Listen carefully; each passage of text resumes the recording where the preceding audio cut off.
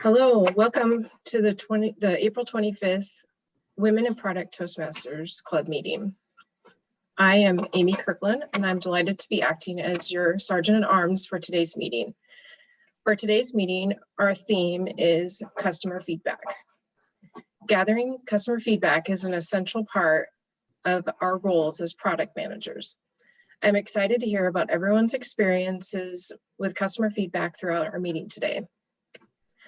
For our guests joining for the first time, you are muted on entry, but can toggle your mic on when you're ready to speak. We encourage you to keep your cameras on. Finally, this meeting is being recorded as it is our policy that by participating in this meeting, you agree that a recording will be made available publicly on our YouTube channel as well as our website. At this time, I'd like to introduce you to our president, Erica Tamburo. Good morning, everybody. Thank you, Amy. We're very excited for you to be SSA today. And I would like to welcome everybody. We have a number of new members and a number of guests today. New members, let's see. Yen is joining the club today. Welcome, Yen. We're very happy to have you here. Minal has joined as well. Welcome, Minal. Let me see. Please let me know if I'm pronouncing your name correctly. Carolane, is that right? It's Carolane. Carolane, I was close. Welcome. We're looking forward to getting to know you and having you as part of the club. Let's see, am I missing any new members? I think I got everybody. I would like to give you guys a quick opportunity to say hi to everybody and tell us what your superpower is. Yen, would you like to start? Yes, sure. Thank you, Erica. So what would my superpower be? Let's see. I have 4 kids, so I would say I'm a super mom. Thank you, Yen. Minal, would you like to share your superpower? Hi, that's a tough one. I'd say my superpower is I'm very detail oriented, I guess. That could be a superpower. That is your superpower, Minal.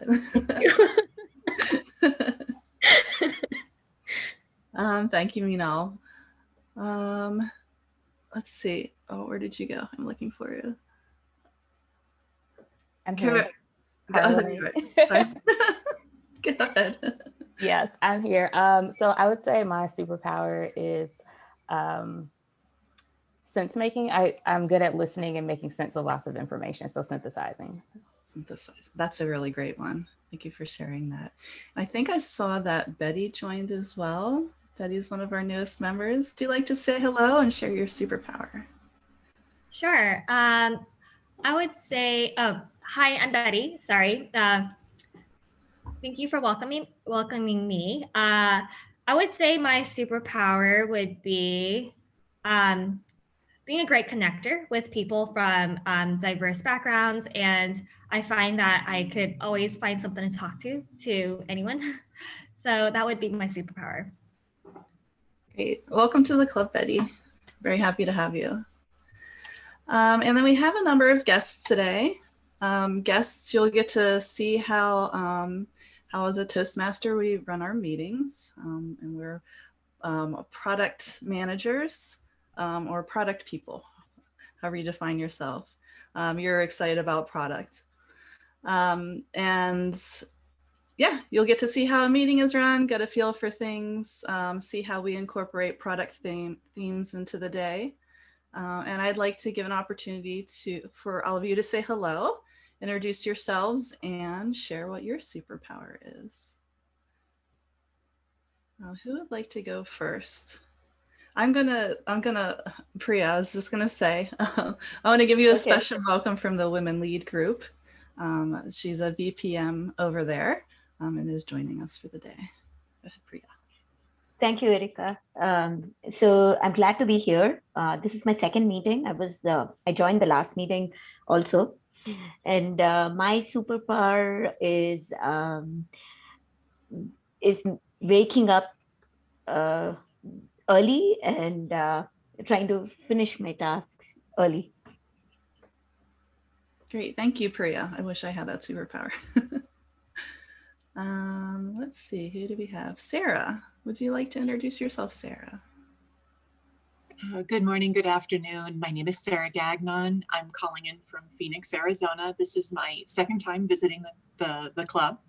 And I'm excited to say that I talked to my manager and she's fully accepting of my coming on board. As far as supporting the Toastmaster mission and such, so I'm excited about that. So I would say maybe one of my superpowers is negotiation.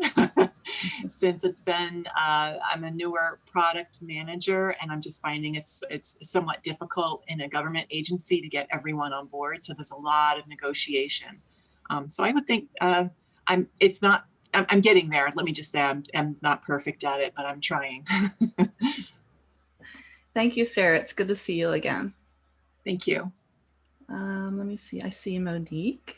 Monique's joining us again. Yes, thanks, Erica. Hi, I'm Monique Tucker. This, I guess, is my third time as a guest. So good to see everyone. Thank you.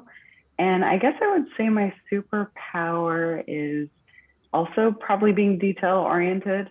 I think that is one reason why I like product management a lot, and maybe annoy my developers a little bit with my attention to detail. So, thank you. Thank you for sharing, Monique, and good to see you again as well. Let's see, who did I miss? Sam.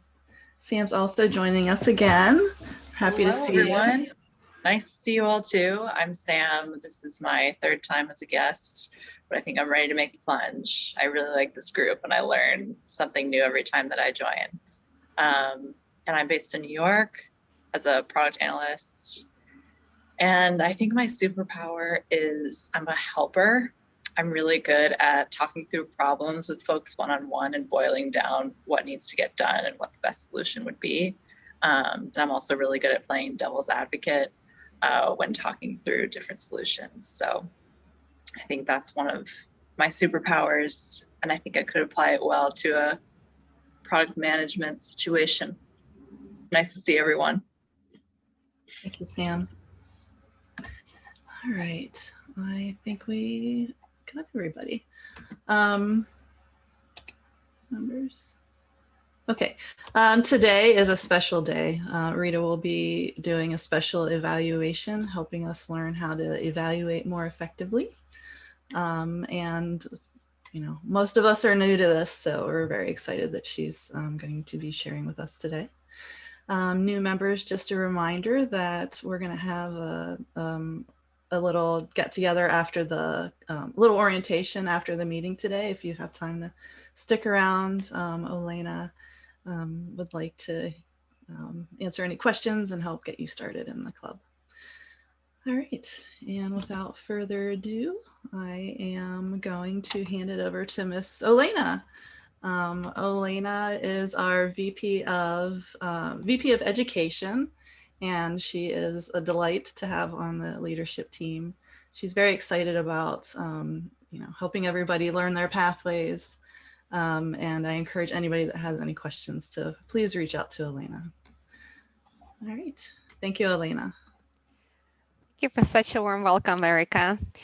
Fellow Toastmasters and guests, it's my privilege to welcome you today and to introduce our theme of the day. Today, it's customer feedback. So in every meeting Jeff Bezos attends, there's an empty chair among the C-suite employees and board members. The chair represents the customer and is meant to remind decision makers that customers, even though they can't speak at the meeting, they're stakeholders in every decision the company makes. It's easy for product managers to get lost in the numbers of user behaviors and statistics.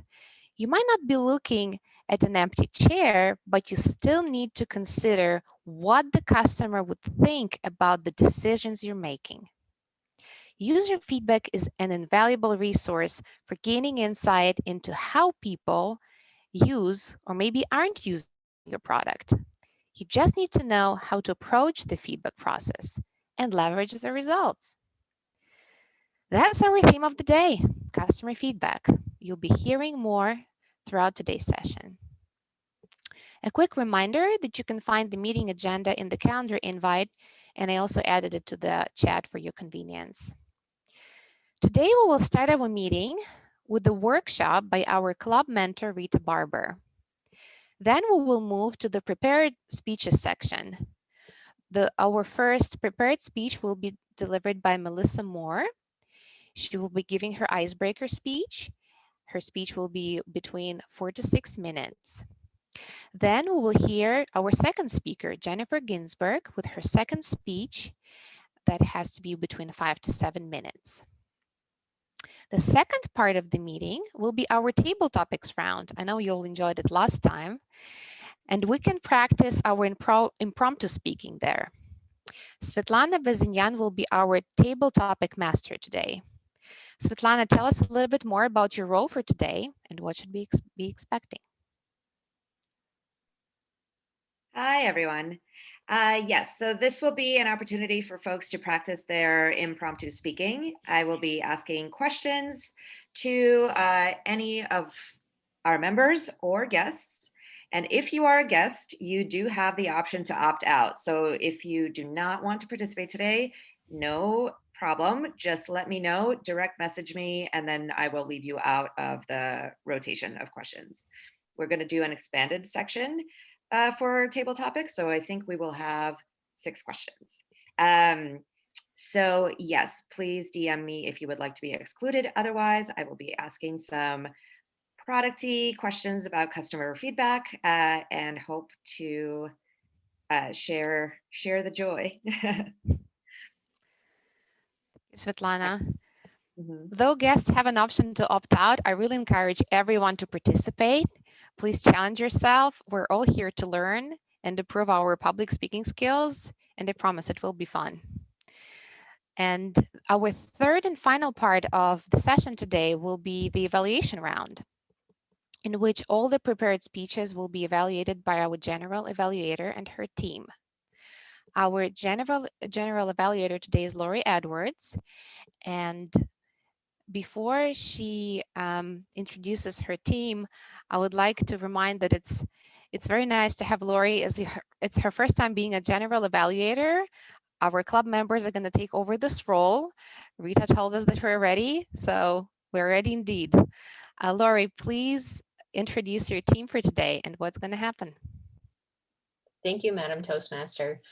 Yeah, Rita gave us some big shoes to fill, but I'm confident in our club and I think we'll do just fine. So today, the general evaluator role, the purpose of this role is to evaluate the overall meeting structure, everyone's roles, everyone's feedback, and all those things that happen during the meeting, so we can continue to grow as a club and get better as a club. At the end of the meeting, I will be giving my report in addition to the other members on my team that will be giving theirs. So I would like all the members of my team to also introduce themselves and explain a little bit about their role today. So let's start off with our awe counter, Erica Tamburo. Thank you. The purpose of the awe counter is to note words that are filler words. During the meeting, I'll listen for overused words, including well, but, so, you know, or. At the end of the meeting, I'll report the number of times that each user says these words, and I've said it a number of times. You'll find it really, really useful in your day-to-day. You'll start to pick up on your ahs and ums, and yeah, so thank you. Great, thank you, Erica. And our next role that we have is our evaluator. So Liz, do you want to give a quick overview on the evaluator role? Of course. So the speech evaluators, such as myself, will be looking at and evaluating the speech on a number of different dimensions. So including the clarity, how the speaker is using vocal variety and how they're generating interest amongst the audience. And so we'll be providing feedback to the speakers on how they're doing across those in more dimensions. Thank you, Liz. Up next, we have the timer role. So Rosie, would you like to give a quick overview of that role as well? Yes, awesome, thank you. So starting and finishing the meeting on time is one of the crucial tasks of any meeting.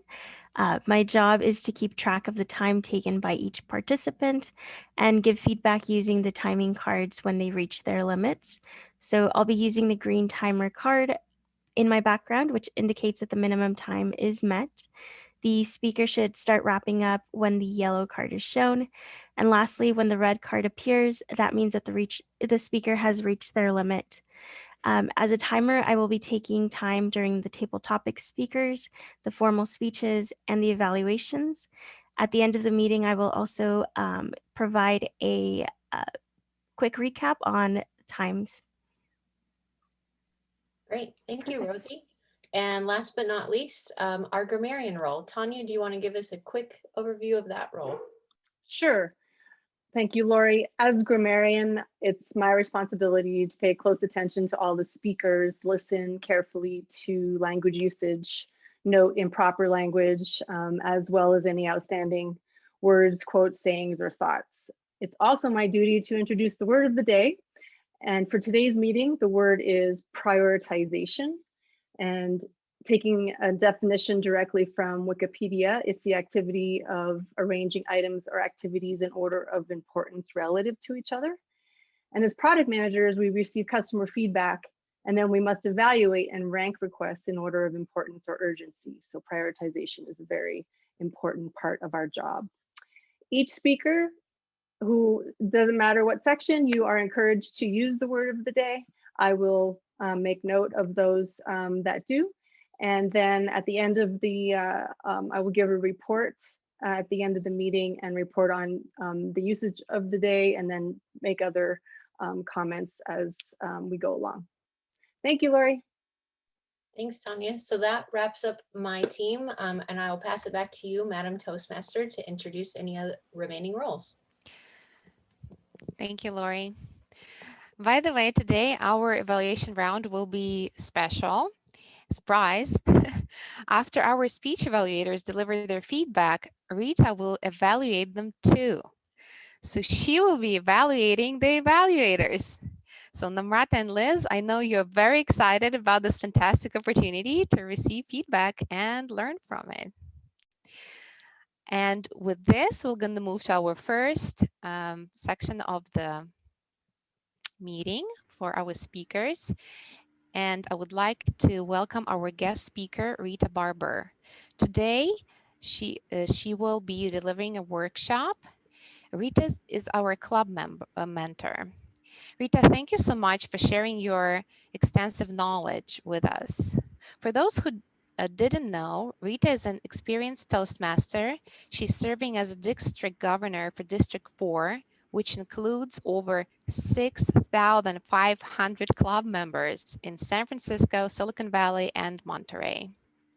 Rita is a talented public speaker and accomplished executive presentation coach. Today, she continues to promote Toastmasters and seeks out ways to help her community. She believes that the distance between you and everything you want is just one communication away.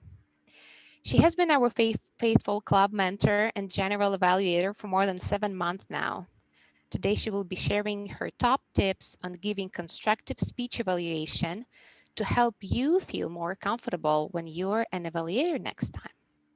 So please join me in giving a warm welcome to Rita Barber. Rita, please take it. Thank you very much. What a great introduction that was. I really appreciate it. The first thing I'm going to tell you about evaluations is that was the one thing I did not want to do in Toastmasters when I first joined. In fact, every time I saw my name up there as evaluator, I would secretly hope that I'd get sick so that I couldn't be there.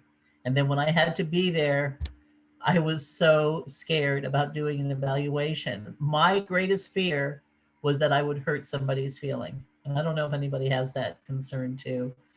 But how do I say what I need to say without being scalding, without being difficult to hear? How do I even know that anything that I have to say is relevant? And then somebody pointed out to me, which is something that I share often in different workshops that I do, unless I've been sitting in a coma my whole life, I definitely have a point of view that's worth listening to. It's how you share that point of view that matters most. And this is one of the great things about being an evaluator in a club. It teaches you leadership. It teaches you how to say anything that you have to say in a way that will not be harmful. And I can just say one other thing about that. Back when I was in retail management, which was many lifetimes ago, the very first time that I needed to fire someone, I did not have any kind of a handbook. So I read directly off of what the manual said from my company. It said as follows, and I will never forget this. Would you like the opportunity to work for this company again? And you wait for the person who you are firing, by the way, you wait for that person to respond.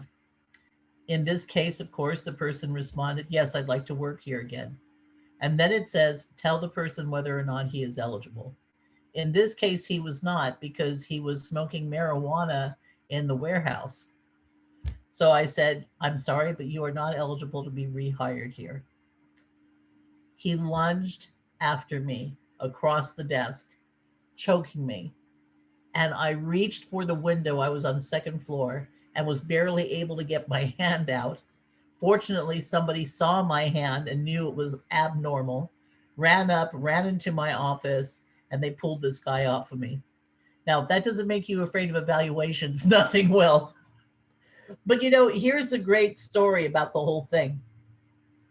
Evaluations are important if you do them right. And that's what we'll talk about here.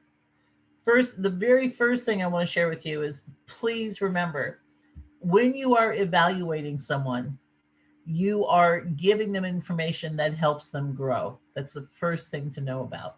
So when you share with them something that you saw that you thought was great and why, remember that, why you thought it was great, you're helping that person remember that this is something that they may want to use again in other presentations. Likewise, when you share with someone something that they did that for whatever reason or another really didn't resonate for you, and you let them know why, and you let them know what you'd like to see instead, you are giving that person power. You're giving them power to change. Initially, that might just irk a person a little bit if it's something that they thought was just the coolest in the world.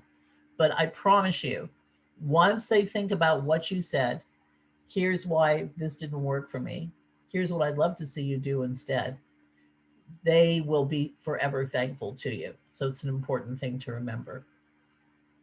Here's the super simple way of doing an evaluation. I have a book that I use for my evaluations. You may have a tablet or whatever, but in my book, you can see that there's a line down the middle.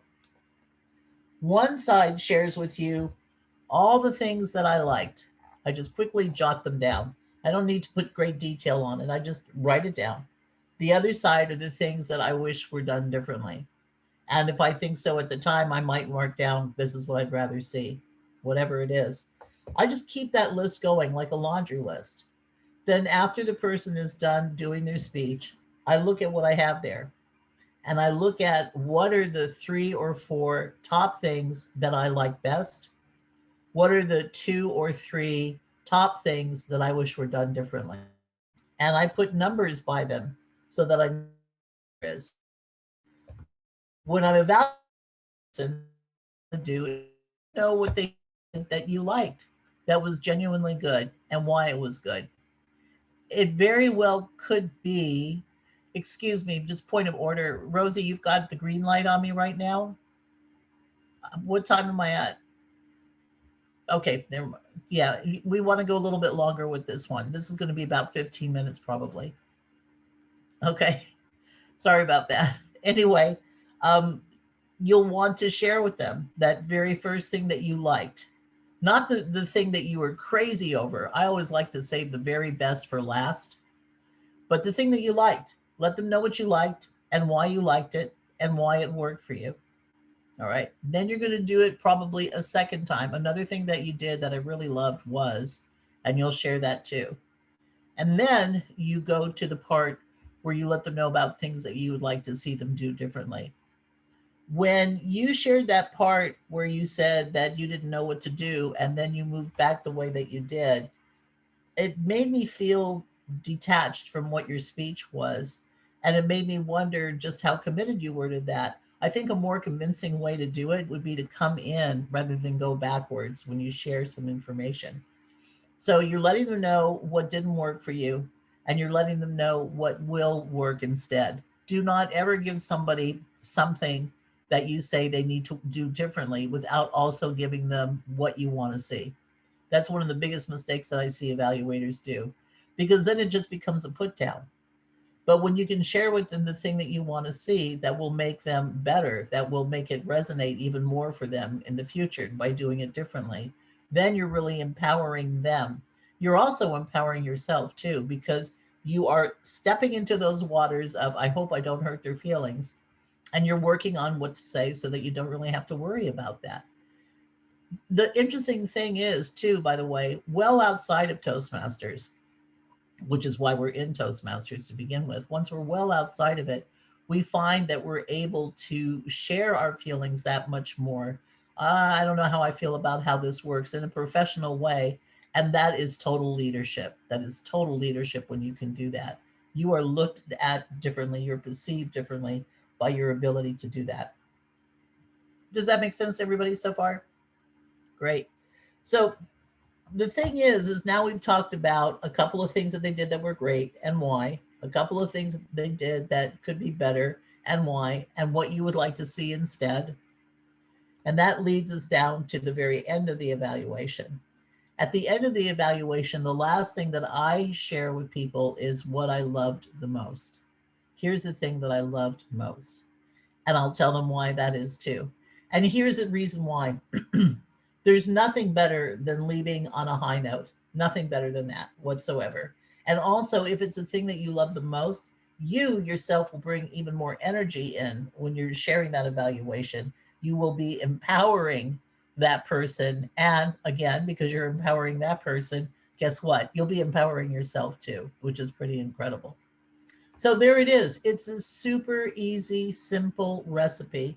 As time goes by, as you do it more, you'll find other ways to tweak it and do really well with it. But start off, like I said, for sure, with just this note here.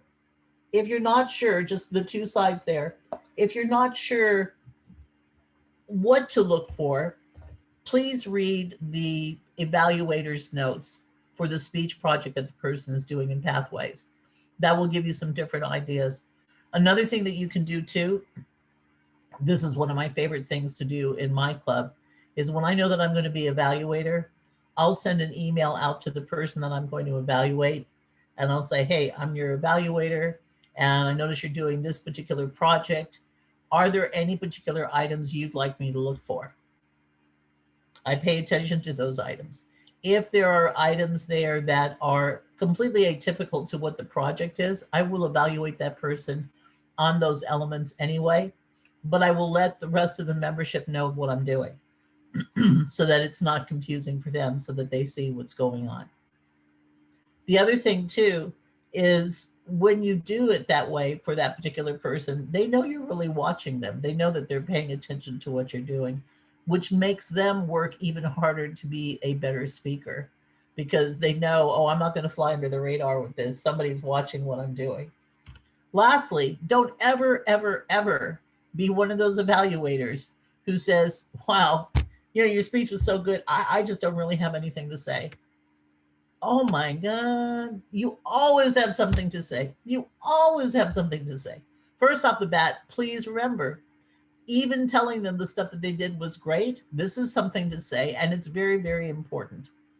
Then second off, remember, as human beings, we all have areas where we need to improve. They might be subtle areas. They might be areas that are huge, but we all have areas. And all we're trying to do in Toastmasters in our journey here is to learn to have less of those areas. You will help them do that as their evaluator. And that's a thing to remember.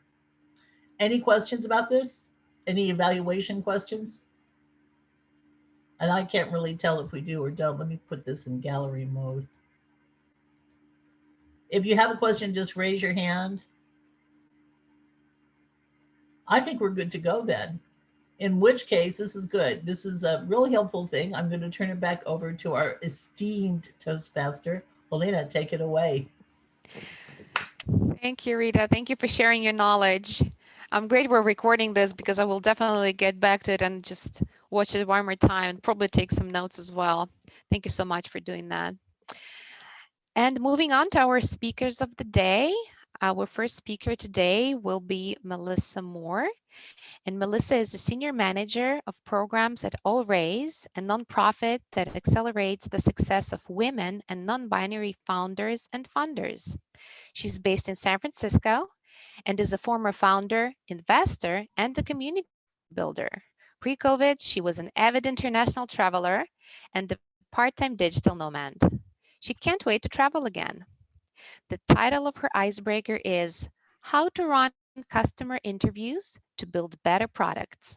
With that, I invite Melissa to take the stage. Hi, everybody. Thank you for the wonderful intro, Madame Toastmaster Elena. So today I'm going to talk about how to run customer interviews to build better products. I'm Melissa. As Elena mentioned, I'm a senior program manager at All Raise. We help accelerate the success of female founders as well as investors. So fun facts about me that you may not see on my resume is that I am a Filipina American immigrant. I started my career in the travel industry, love to travel. And I also love tech tools and gadgets, especially ones that are delightful to use. So how do you build those products that customers become obsessed with? I think one easy way is to talk to customers and collect feedback as you build your products. So throughout my career, I've had many versions of running customer interviews as a founder, advisor, consultant, and now as a product manager. Typically, there are two ways that you can gather feedback. So quantitative is through surveys, and then qualitative is through customer interviews. So today I'm going to dig deeper about the latter, which is customer interviews. Depending on the company size that you're working at, you could either be running them as a product manager yourself or have a whole team of user researchers helping you. If you're a founder of a young startup, most likely you are going to be doing the customer interviews yourself. And it's really powerful to be able to do this in the early stages of starting the business because it'll shape the entire product and customer company strategy with this information. So what exactly are customer interviews? I think plainly put, it is just talking to customers. So we interview and talk to them about their pain points and their needs.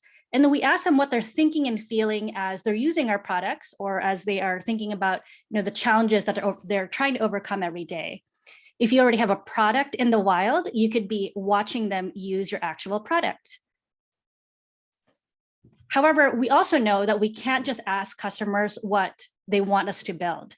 So Henry Ford has famously said that if he asked people what they wanted, they would have said a faster horse. But really what they wanted was a faster way to get to point A to point B. We should also remember that past behavior is the best indicator of future behavior. So it's better to ask someone how they did it in the past, not what they would do in the future. So just some quick benefits of doing customer interviews. It helps you define who your customer is. You can create new products based on what you hear. You can also validate and prove engagement for your current product.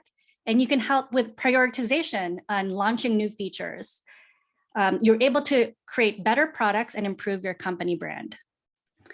So how do you run customer interviews? I think there are like 5 simple steps that I'm going to share with you about my process. So the first thing is to figure out what are your learning goals? What do you want to get out of these interviews? So work with your team on creating an interview guide, and it could be 8 to 10 questions long. Second, you need to identify your target customers. So talking to the wrong customers is just as bad as not talking to customers at all. For example, if you're building a new product for moms, you should be talking to moms. Don't talk to non-moms. Third thing is, so you start to invite and schedule these meetings with participants, and you want to get at least 5 to 10 interviews per month. If you can swing it, more likely probably 10 per quarter. And most interviews are about 30 to 45 minutes long. On the actual interview, during that session, you want to record the session so you can really focus on the conversation instead of writing down notes. And then your interview should have a story arc. So when you think about the arc, you want to start with easy questions, ask them where they're based, confirm their name, age, verify whether or not they're actually using your product. You want to build rapport in order to allow them to warm up to you. So about 8 to 10 minutes in, you can start digging deeper into their pain points and ask follow-up questions. Why is a really great tool here. So just asking why 3 times can really get you to their true motivations. So what are examples of good questions versus bad questions? Good questions are, how are you solving the problem right now? Talk me through your workflow. How much did you pay for X and why? Examples of bad questions. You think this is a good idea, right? Would you buy the product that did X? How much would you pay for X? So as you start to wrap up the interview, you want to make sure that you're summarizing some of the things that you learned. You can share next steps, as well as ask them if they'd like to refer anybody else for the interview. Finally, you want to synthesize the data and share the lessons learned with your team. You can share this through a short deck or a memo, and most commonly that you will actually pull the common themes that you heard. You can share quotes that stood out and also recommendations for next steps and how you'd like to prioritize the features that you are going to roll out. So just to recap, simple do's and don'ts as you are running your customer interview process. Do figure out the right questions to ask. Do talk to targeted users. Do ask open and ended questions. That's who, when, where, what, why. Do create an interview guide, and then do record and take notes and summarize it while it's still fresh in your mind. In terms of don'ts, don't ask leading questions, don't talk more than you listen, don't sell, and also don't ask for future behavior. So in conclusion, talking to customers and gathering their feedback is really an easy way for you to build better products. It may seem intimidating at first if you've never done it. So I encourage you to start small, talk to 1 to 2 customers per month, and take it from there. Customer interviews are a really powerful tool for you to build empathy and become the voice of your customer. And if this was interesting to you, I highly recommend the book called The Mom Test. Good luck, and now get out of the building. Thank you. Thank you so much, Melissa. Thank you for sharing the 5 steps and all the do's and don'ts. Rosie, could you please help me time 1 minute for our evaluators to take notes? Thank you.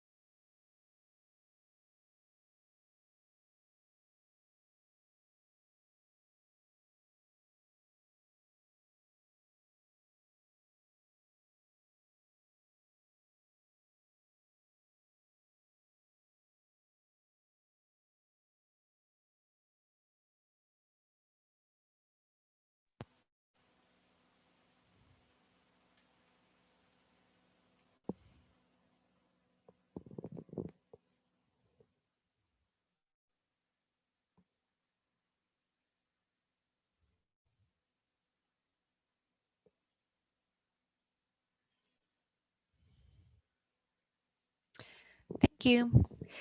So now I would like to introduce our next speaker, Jennifer Ginsberg. Jen has spent over 2 decades in software IT. She enjoys learning about and understanding what people do and why. The title of her speech is Say What? Pathway Project is Evaluation and Feedback. Jen, please take it away.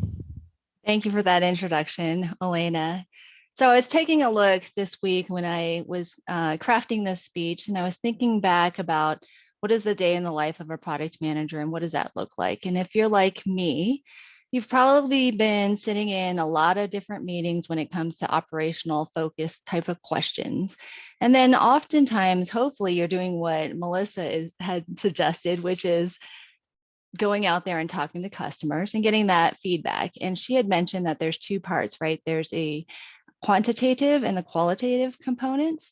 And so in this particular speech, what I'd like to focus in on is how do you receive that feedback, whether it's coming from either direction.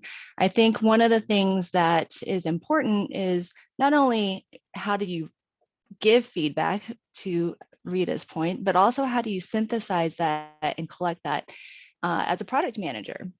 And when we think about receiving that feedback, if you're doing empathy interviews or doing that customer interview kind of construct like Melissa was talking about, the first step there is really understanding, like she said, being able to say, what is your interview topic? What are your goals? But as a product manager, what you're really putting out there in front of the customer is sometimes feels like you're putting your baby out there. You're getting information about your baby, something that you have spent a great deal of your career, a great deal of your time putting out there in front of customers and asking for their feedback. And it can be really, really hard. And so when you're receiving that feedback, the first step is really to listen and check yourself and come from a position of curiosity. And so what I would say is, I've been in some of these customer feedback sessions and you hear something that doesn't jive at all with what you thought your product should do, or you may even come out saying, hey, you know what? I thought that it was supposed to be doing this. It's obviously not meeting the mark. And I call those moments the say what moments. Say what? You're the customer. You're supposed to say how great this product is. It's supposed to be a sense of, hey, I know I need information and I can change my product itself, but how you receive that is really important, right? So one of the things that I would suggest that when you're going through these interviews is to really take a step back and listen. Don't do as much defensive talking, and those open-ended questions are really important. When you hear things that are coming back from customers, your emotional state can go anywhere from I'm a total failure, my product sucks, I'm not cut out for this job. It can go into I don't even know what they're talking about. They just need to change their perception. It's not my product, it's them. And if you're coming from that emotional experience as you're hearing and listening to the feedback from your customers, then you're not actually really listening. And so it's really eye-opening if you've sat through any of these customer feedback sessions to take a step back, check yourself, assess what people are saying and get curious and ask even more questions, and don't take those questions from a defensive position. It's important too, as a product manager, to take that step back and process it. So what I mean by that is, am I having a reaction to the data itself? Am I having a reaction because I don't believe the information or I don't trust the users in what they're talking about? And that speaks very much to what Melissa was speaking to, is know your customer. If you are having a product that is related to moms, interview moms. They're a good data source. Don't interview non-moms. And then after you've had a chance to process all that information, don't act without really rationalizing and getting other input from other data points as well. There could be other groups, whether it be your sales groups, your operational groups, that also have additional information on what the perspective of customers might also be.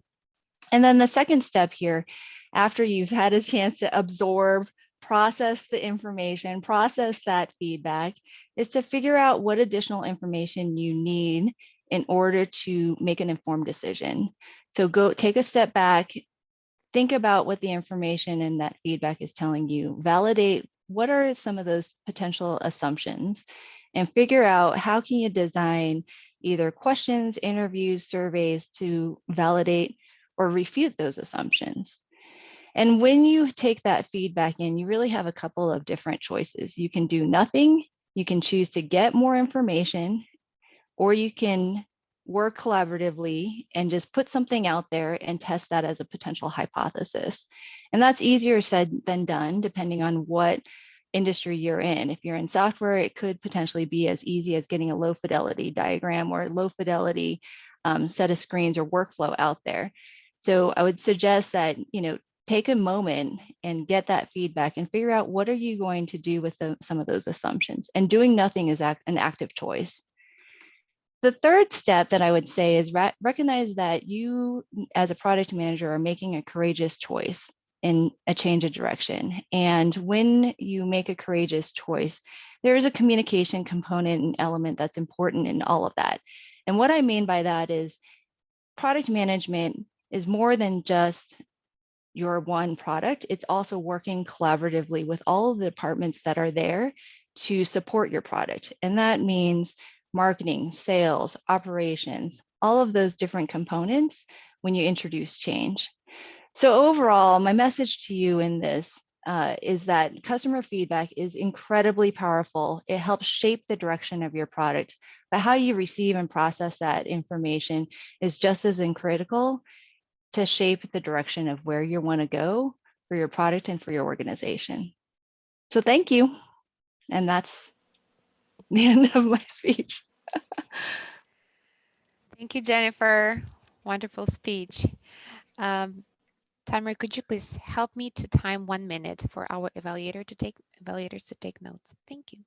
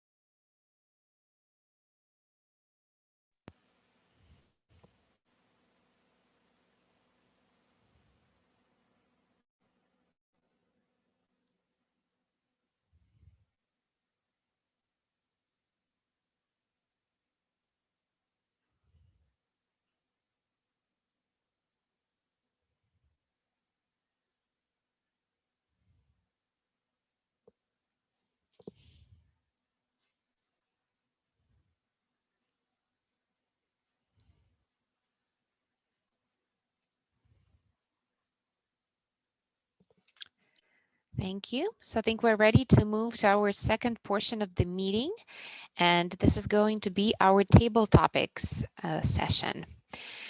So today our table topics master is Svetlana. Svetlana, please take it away. Thank you, Madam Toastmaster. So the goal of the table topic session is to challenge us to improve our impromptu speaking skills. This gives us the opportunity to formulate a structured answer to a question on the spot, a very useful skill for all of us to apply at work and beyond. The way that this will work is I will ask a question, pause for a few seconds, and then pick someone to answer. The speaker will have 1 to 2 minutes to respond to the question. The timer will flip on the green screen at 1 minute, yellow at 1.5 minutes, and red at the 2-minute mark. To make this a little more fun, as we mentioned earlier, we will ask participants to vote for the best table topic speech. The votes will be collected by our vote counter, Yen. So please direct message Yen with your vote when you're ready. And a final note, again, to reiterate, any member may be called upon to answer, including guests. So for guests who would like to opt out, please just direct message me right now if you haven't already. And you can sit this out and I won't be calling on you. And so with that, and in line with today's topic on customer feedback, we will be thinking about how we collect and apply this feedback and what makes it important in product development. So this leads me to my first question. Listen up. Why should you solicit customer feedback for your product in the first place? So the question is, why should you solicit customer feedback for your product in the first place? And I'm calling on Caroline. Caroline? Sorry, it's going to take me a few tries. So if you would like to answer, please come on stage. Awesome. Thank you so much. So I would say, at the heart of it, thinking about you have to create something that people want. And so you need to check for that desirability and to make sure that this is something, whatever you're building, something that people want and that they'll use. I think that it helps to bring a different perspective, especially if you've been heads down with the team and thinking about, oh, this is such a great idea. It's just great to talk to customers to understand that what they like about it, what they don't like about it, and how that may spark new ideas within you to make the product even better. And so looking at, there's tons of stories on, that they didn't listen to the customers or didn't do some of that customer interview, that process, and they ended up spending a lot of time and a lot of money on something that actually didn't, it missed the mark. So I think that from a business perspective, it's also important because you don't want to waste time and money, but then also from a customer's perspective, you want to make sure you're building something that has the potential to impact lives positively. And that's all. Thank you so much. Excellent. I think that certainly underscores multiple reasons why it's important. So we have likely all had the experience of being asked for feedback of a product or service before we even got to use the product or service or experience the service. We've also likely received surveys or feedback requests long after our product experience and no longer felt inclined to offer our thoughts. So my next question is, at what stages or stage of the product lifecycle have you or should you obtain feedback for a product? And I'm going to call on Sarah.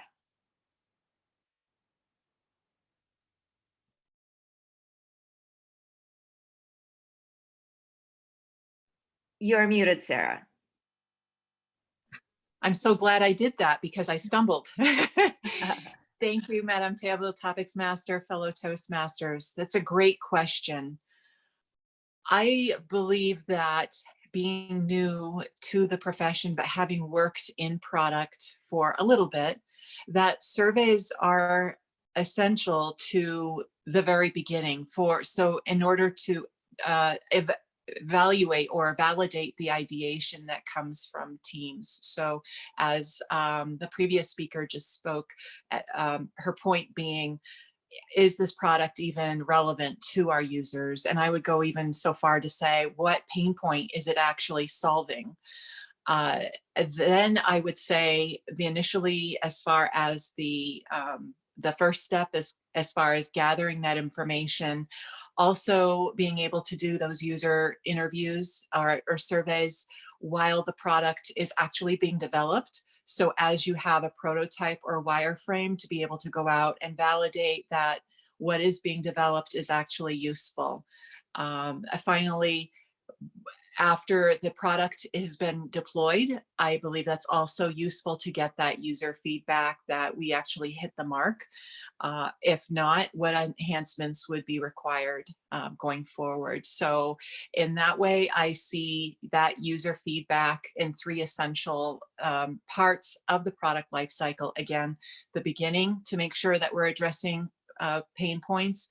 In the middle, being able to understand and validate that what we're building is actually true. And finally, at the end, to validate that what has been developed is something that will be successful. And with that said, I also think that Teresa Torres, I believe she also talked about continuous improvement, always having that continuous feedback loop. So even if it's at the end of the product life cycle, being able to always get that feedback into play. Thank you, Madam Table Topic Master. Thank you so much, Sarah. And I really love that Teresa call out.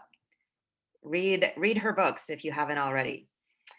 All right, so as you can tell from the speeches we have heard so far, customer feedback looms over product managers in many different shapes, for different reasons, and at different times.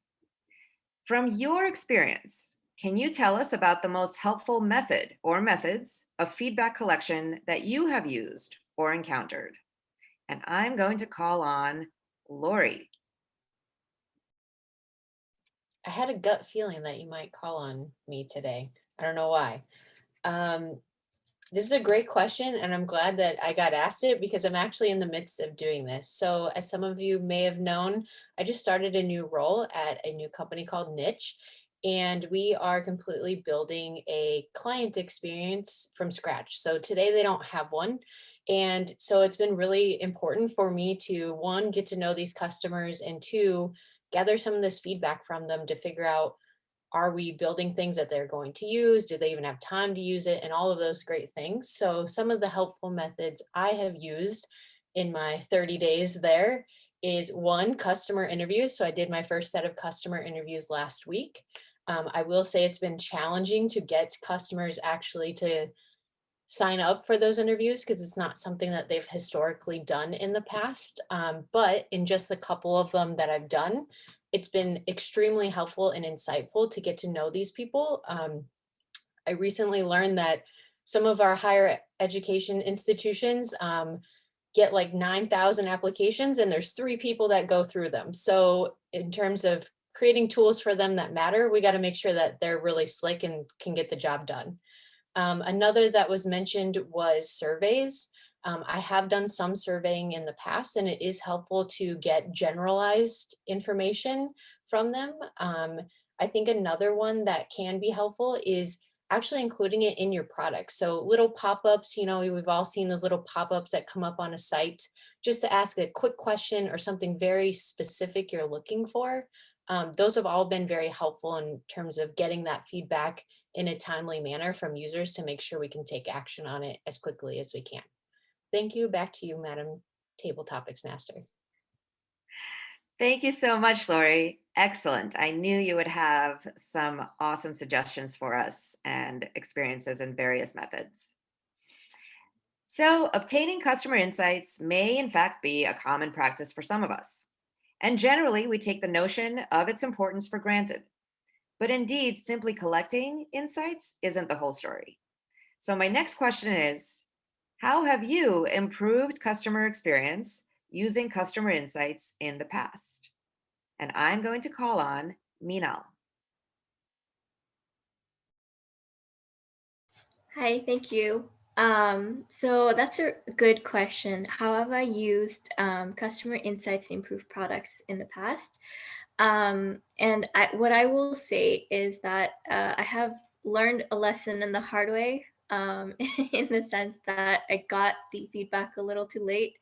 And we'd already worked on a good portion of which features we had focused on for building the product. And by the time we went back to get some feedback, we had already used up too much time. So I guess I'll answer that in a way of lessons learned, and say that it's good to, like everyone said, have continuous feedback and ask the feedback earlier if possible, and then try to iterate on it. I think it's also important to figure out which features that that you get insights on that you want to focus on. There's going to be times where you can't focus on everything, given resources, etc. So I guess what I would say is it's useful to get that feedback early, but also make sure you're figuring out which ones you want to focus on and when, and planning that out. So that also feeds into why you should get feedback early. I hope I answered that question. Thank you. Thank you. I think that only proves how tough it is to actually connect those dots. So you may have heard at one time or another that there are entire sites that pay folks to take surveys. In a NerdWallet article that I read from last year, it described how 3 members of their team spent a collective 50 hours taking surveys, and they made a collective total of $90. So that was an hourly range of 41 cents to $2.03 among the 3 of them. So even in the process of getting customer feedback, we should strive to provide more value to customers than we extract. So my question is, how have you or would you approach providing value to your customers in return for their feedback? And I'm going to ask Priya. Thank you, Table Topics Master, and thank you, fellow Toastmasters. That's a very good question. I think there are different ways to reward the customer for the data that he's providing. But definitely we are benefiting a lot from the information that we are getting back, because every data point that we collect from the field is a valuable resource in terms of how our product can improve. So the kind of reward that I would like to give for surveys is maybe a 1 month free membership to a social media site, or 1 month membership to some Medium, a site like Medium, where you can read articles, you can gain from the areas of your interest, or maybe a gift card that rewards you to buy some books at Barnes and Nobles or in the local library, but something that the customer can hold on to and will value it to grow further in his area of interest. Back to you. Thank you. I love those ideas, especially the subscription. I think I can definitely get behind that. Great. So final topic.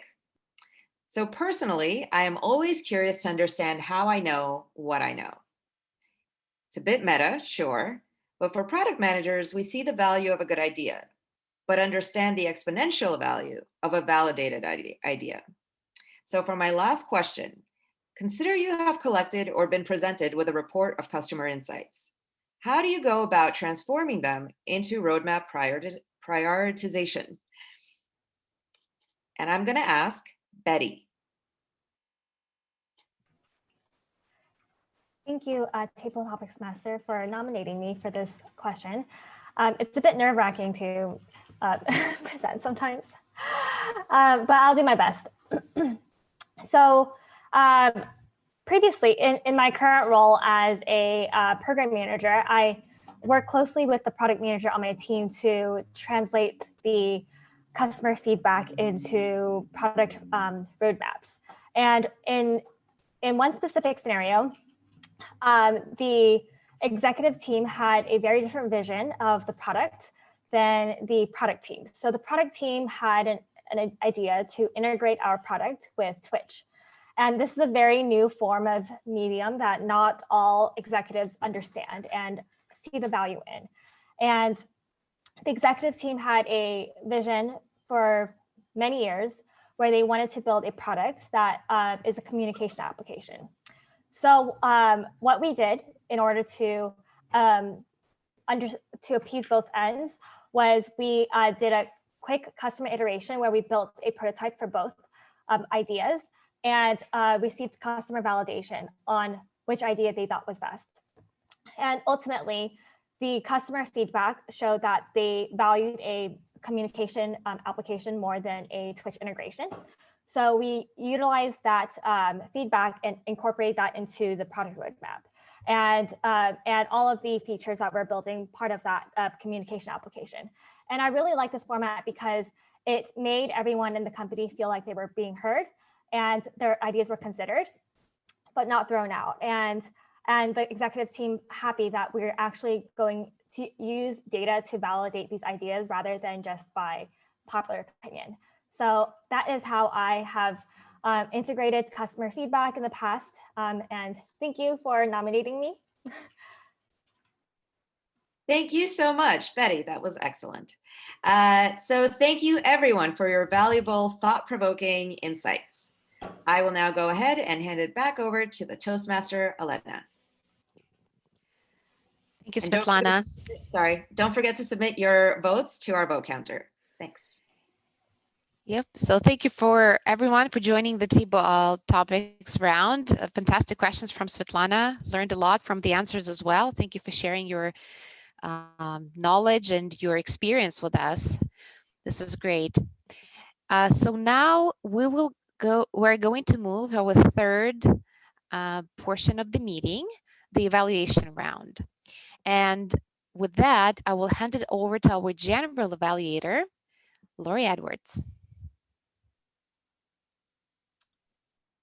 Thank you, Madam Toastmaster.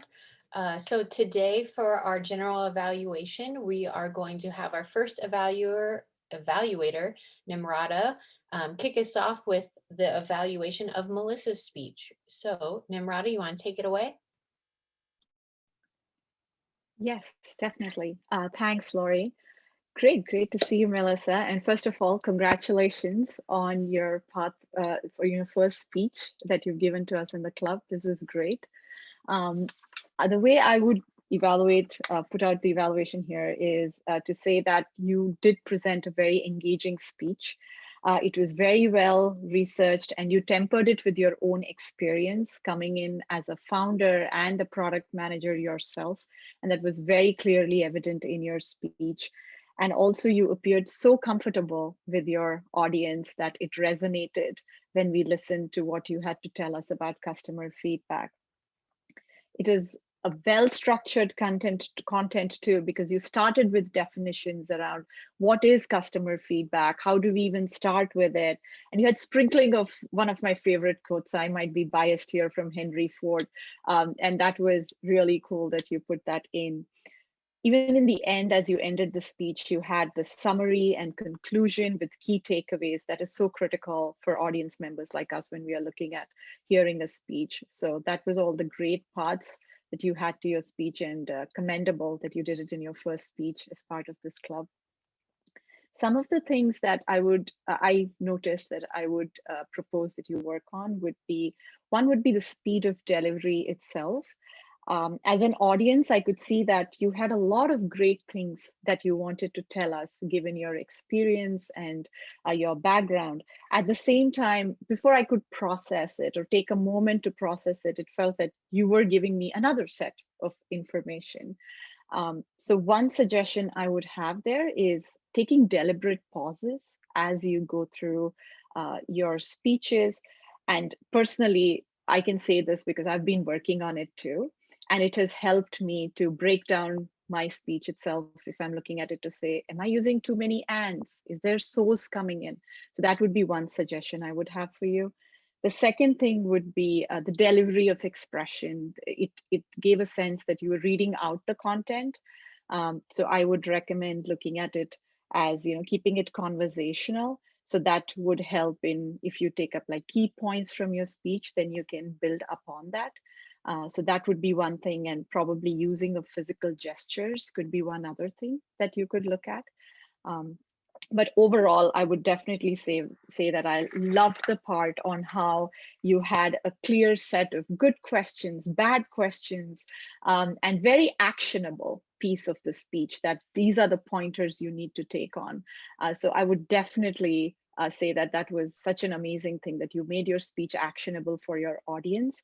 And the quote, the point that you had in the end, get out of the building, that's going to stay in my head. So thanks so much for the first speech. It was amazing. Thank you. Thank you, Nimrata. Our second evaluator for today will be Liz Barnum, and Liz will be evaluating Jennifer's speech. So if we can bring them both on board, let's kick it off. Thank you. Jennifer, I just loved your speech. Thank you for that. One thing I really especially liked about your speech is it's something I would call real talk, where you covered some really big issues that people don't talk about that often, but they're super valuable. I love how you highlighted how research in itself isn't enough, but how you receive an action on that feedback is just critical, especially in how you manage your own emotions on that feedback. So why this is so important in speeches is that it captured our audience's attention. It's something new I've never heard anyone talk about before, and it's a skill that's widely applicable. A second thing I just loved about your speech is that you gave us actionable steps on how to actually put this into practice in a structure that was easy to follow. And you also put into context for PMs about why this is important for them. The effect this had on me is I was actually jotting down notes outside of my evaluation notes about how I can apply this in my day-to-day life as a product manager. I also really liked that your comfort level was quite high. I didn't sense any nervousness that detracted from your speech. One thing you could consider is using vocal variety more. So you had some vocal variety that I just loved. For example, when you emphasize, say what, it really kind of brought us in and kind of helped spike our interest in the topic even more. And it also can help in letting us know when you're transitioning to a new topic. A second thing you could consider is making your speech command more of our full attention in the intro, as it deserves. The intro is a really important time to establish the purpose and structure of your talk. But when you referenced Melissa's speech, it took away from that a little bit, stealing some of your thunder. So next time, I'd suggest focusing your intro on just you and your topic. The thing I absolutely love the most about the speech is you gave away this gift of knowledge and actionable takeaways and how we can imagine our emotions when receiving feedback, which is applicable when we're doing user research, but also when we're getting peer and manager feedback at work. I just love that. Thank you for such a wonderful speech. Thank you, Liz. Thank you, Liz. I will now call on Tanya for the grammarian report. Thank you, Lori. So in terms of use of the word of the day, prioritization, Melissa used it twice and Svetlana used it one time. On the individual speakers, so Melissa used quantitative and qualitative. It seemed like that was a running theme where the feedback, everything tied back to the feedback, so quantitative and qualitative. And then there was one saying that I absolutely love that I've been in product management for a really long time, and product in the wild. I'm going to take that with me because it's so, you just visualize your product and what it's doing out there for your customers. I really loved that saying. Jennifer, your speech, there were 3 keywords that I took out of there that summarize for me customer feedback. It's synthesizing it, rationalizing it, and then validating it. And I just take those away, just like Liz was taking notes for other, not just for the evaluation, but things to take away from this meeting. On the table topics, I thought everyone did such a great job. Everything was so pertinent to customer feedback. So Carolyn A used desirability. How desirable is your product to your customers, and getting their perspective. I like that, the use of that. And Sarah, ideation, relevance, all important to customer feedback. Minal used continuous feedback, and Betty used iterative feedback. So everything I just took notes on, and I just thought there were great uses of words that pertain to the topic of the day. And great job, everyone. This was a really great session. Thank you, Tanya. Next up, we will have Erica give us her AWCANNA report.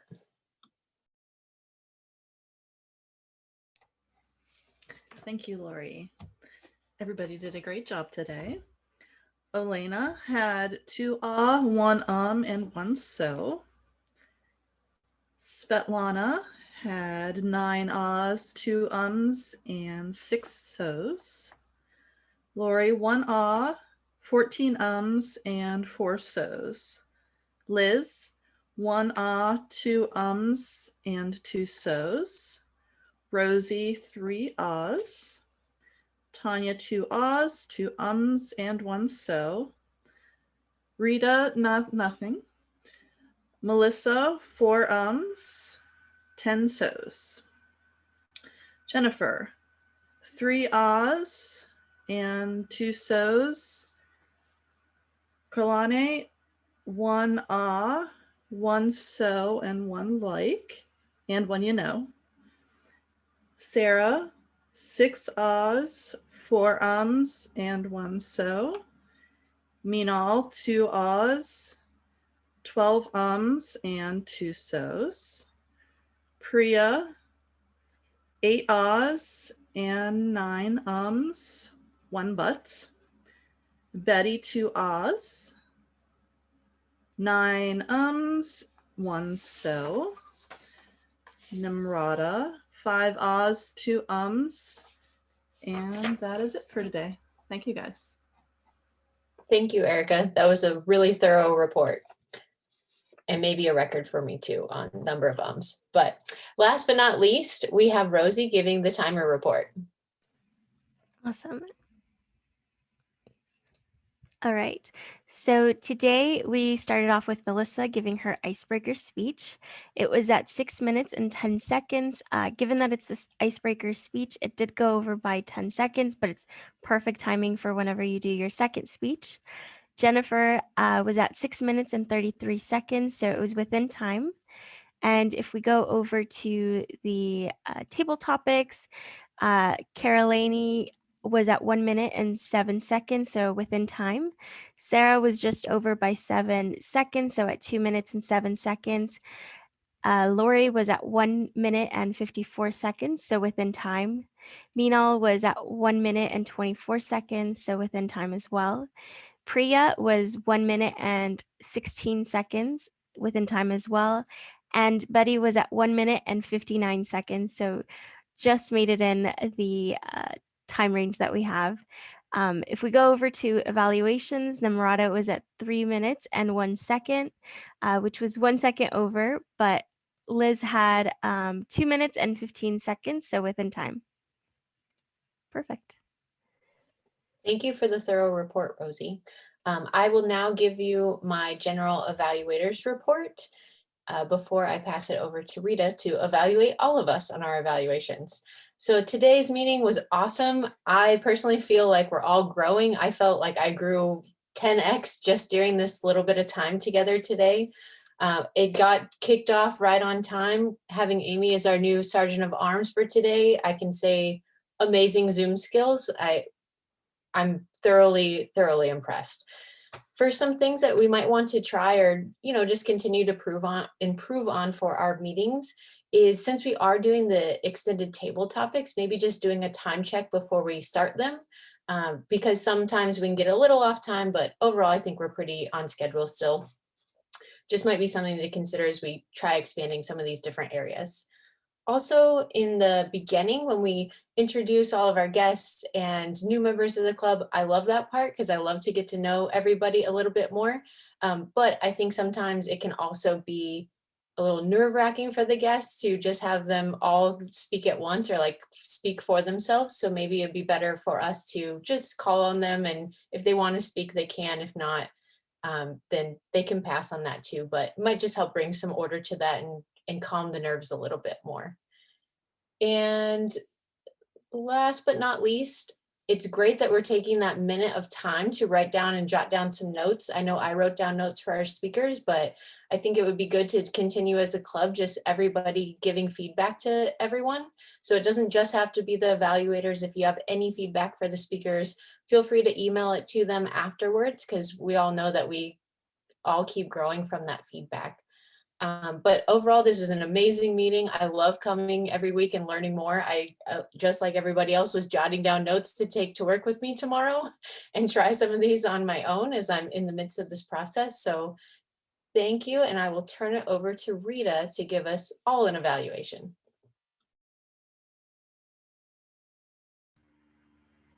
Okay, I think I'm unmuted. Hello?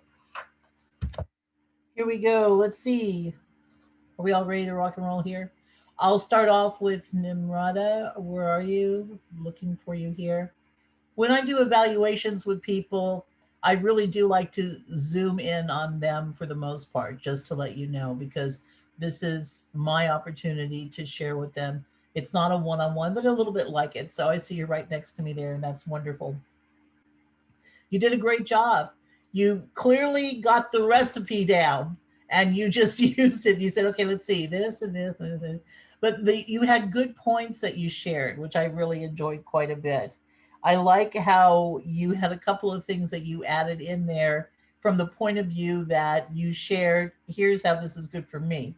That's extremely important to do, right? Because an evaluation is a personal thing. When I see evaluators sometimes say, what did everybody think here? Well, not everybody in the room is up there doing the evaluation at that moment. You are. It's your thoughts that really count. And I felt that you nailed that quite well. So keep on doing that. It's the personal touch in what you do that makes a difference in everything. If you're there pitching for dollars, let's say with a capital gains company, when you're in there and you can personalize the story, you make it different. And as an evaluator, you did that. You want to think about showing what the physical gestures are that you're looking for. You said what it Call to order. Sorry, guys. You said what it was, that what you didn't really, that you wanted physical gestures, but what were those physical gestures, right? Take a moment if you can to say, if you were to do something like this, I'm feeling like you're calling me in, or do something where they can see it. So while you're looking at the camera, sharing that, by the way, you can still kind of keep an eye on yourself and see, can she see what I'm showing in the camera there? All right. So again, that's one super important thing. Always, always tell someone, here's what I would like to see instead. Make sure that that's part of it because you're giving them somewhere to go. That's very important. Overall, it was just an absolutely great job. Was this your first time evaluating? No, this is my second time. Oh, well, no wonder then. No, actually, it was an excellent job. So thank you so much for that. Okay, I'm going to go. Thank you. Yeah, my pleasure. Liz. And one last thing I just want to say is that your plus and minus helped me. So I'm going to say that. Good for you. Good for you. Yeah, I'm glad you like that. Liz, I love that you shared how you personalize again. Where are you, Liz? Liz. There you are. I loved how you shared that. I thought that was a very important thing to do, to show that here's what that meant to me. Everything that you did on it, again, it was that perfect. Here's where we've got that information that's on there. Great suggestion for last time for next time when you were talking about finishes. I thought that was something that she could really take, use, and run with the next time, which was just wonderful.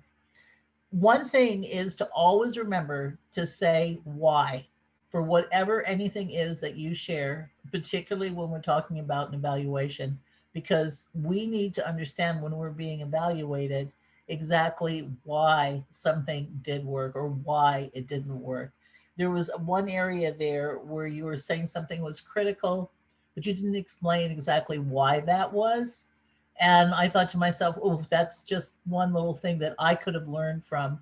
And that's the other thing too. In each case with the evaluations, what I particularly loved is the fact that you are offering learning opportunities, not just to the people that you are evaluating, but to every single one of us, because we can always get better by the things that you have to say. And a lot of what you offered in your evaluation did just that. I felt to myself, oh, that's something that I need to remember the next time when I'm doing my thing. So I loved that personalization that you did, that you brought, that allowed me to take it back and use it too. Overall, it was a great job. I'm looking forward to hearing you do even more evaluations down the road and maybe even competing in an evaluation contest. So we'll talk about that later, I guess, right? All right, and then now my next evaluator, Lori. Oh, Lori. You did a great job. You just did an absolutely great job. I love how you said grew 10 times. You made me think of Dr. Seuss right off the bat, which was kind of fun. And I think also the observing that you apparently do, that is a great leadership kind of thing, in my opinion, was super. And what I mean by that is it was clear that you were observing what the comfort levels may have been for the guests to say hello. I would encourage having them say hello though, because they are here to overcome that fear that they may have. And a hello is such a benign way of just opening the door for them to let them know that they can speak and they can say what they need to say, that I would always say, go for it. Do not step back on that. Plus also guests want to feel welcome, right? And if you give them the chance to say hello, you are making them feel welcome. So it's great that you observe the way that you do. What you want to do is when you question something or you don't think that it's right, walk it through in your mind entirely. What could be the benefit in leaving it that way? And at least present that possible benefit when you're doing your evaluation to whomever it is that you're addressing your evaluation so that they can see that you are clearly looking at it from more than one angle than what you are. I think the thing that I like the best is, again, you use the recipe, which is great, but at the very end, I love how you spoke, I felt was an energizer. The way that you said the last part of what you said, it felt like it was a B12 shot for everyone, that we picked the why the sincerity in which you spoke rang clear for me. I think that's probably maybe the case for everyone there, but all I know is that when I know that someone is speaking from their heart or speaking from what they really feel to be true, man, I can just, I'll run with them. Even if I don't 100% guarantee that I agree with them, I'll run with them because I love that kind of sincerity. So thank you so much for bringing that out there. Okay, so I think those were all the evaluations. And I think I'm going to turn it back over to Elena. Did that help everybody, by the way, to see how those things were? Okay, how many people, the next time before I turn it over, how many people are ready to be evaluators? Oh, I just don't think so. I should see more hands up right now. Svetlana, why isn't your hand up? I've already been an evaluator, so Well, I'm you very do it ready. again. Ready to do it again, right? Okay, yeah. You know what? Anytime someone says to you, when the next time that Alina says to you, can you be an evaluator? Just remember, there's only one right answer for you in Toastmasters. What is that answer? Yes. So go for it. All right, Alina, back to you. Thank you so much, Rita, for all the evaluations today. Learned a lot for sure. Such an intense session. I love it. Great speeches, evaluations, and I really like this new format where we have a speech from a mentor first. So if everyone enjoyed it, please give us your feedback, your customer feedback, and we'll try to arrange more training and sessions like this in the future. And a big thank you goes to all the participants. I loved how the theme of user feedback was present across so many stories today. And we all agree that customer feedback is the bread and butter for any successful product. So with that, I'd like to invite Erica, our club president, to take the stage and talk about the club business. I think we have call of order before that. I think we have to do the votes. Correct. Thank you for pointing that out. So Yen, everyone actually sent you the votes for the best table topic presenter. Could you please tell us who's the winner? Yes, well, thank you so much, Elena. So the winner is, on a drum roll, winner is Carla Nick. Yay, congratulations. Thank you. Thank you. This is great. Thank you for joining us today, and we hope to see you in other meetings too. So with this, I'm gonna pass it on to Erica. Erica, please take the stage. Thank you, Elena. And congratulations, everyone, for another successful meeting. Thank you, Rita, for your wonderful instruction on evaluations. Looking forward to practicing in the future. It was really great. Thanks to all of our guests for attending. I would like to give you opportunity to say hello one more time and give us a little bit of feedback as to how you found the experience, if you would like to. Any volunteers?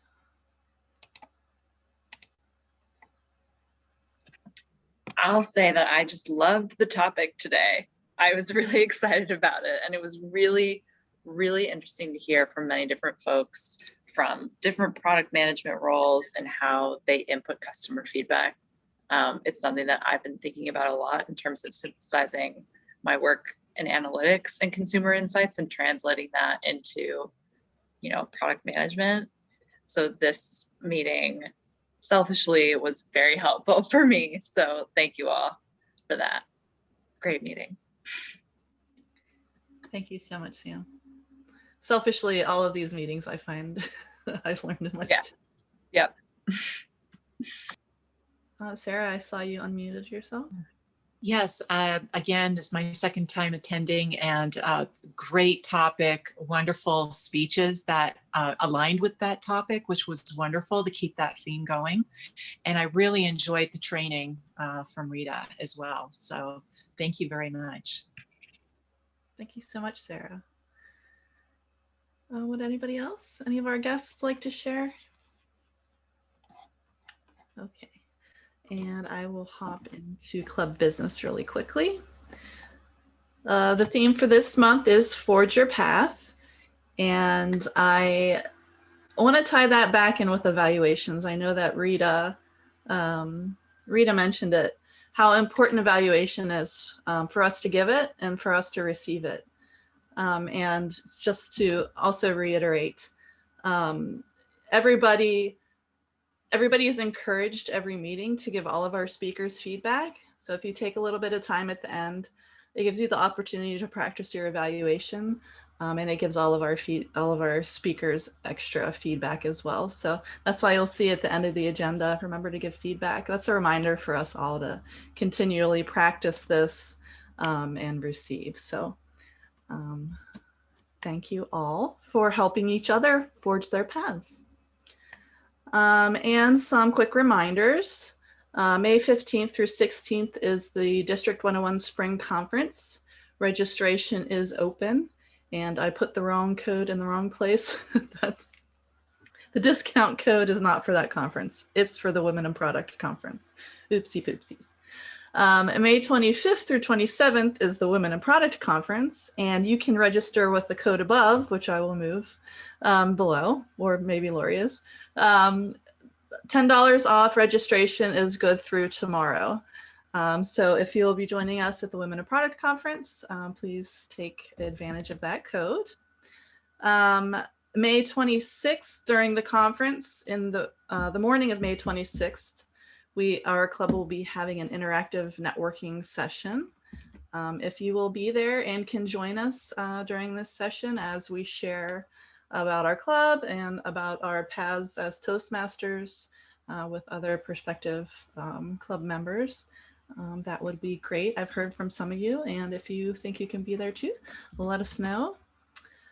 Be on the watch out for Liz Barnum, our very first Women in Product Toastmasters Club speaker this year.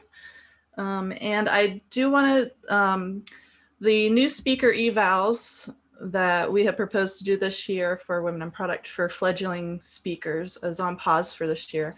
I think things just got a little bit too crazy with organizing things. So we hope to get in a lot of practice and be able to provide that support to new speakers for next year's Women in Product Conference. Thank you for everybody who offered to be evaluators for that though. And there's been a change to our leadership meetings. Leadership meetings are now once a month, and we've stopped the blanket invites. You are always welcome to attend a leadership meeting. We encourage everybody that wants to check it out, see what club business happens in the background, and if you're interested in a role, you get the opportunity to kind of see the kind of things we do. You are always welcome. We're just not going to blanket invite everybody. And Amy has, I hope this is correct, you are going to take up the mantle of SAA for the remainder of the summer?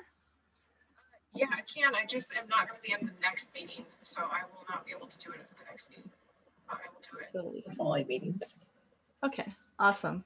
Thank you so much, Amy, for doing that. We're excited to have you.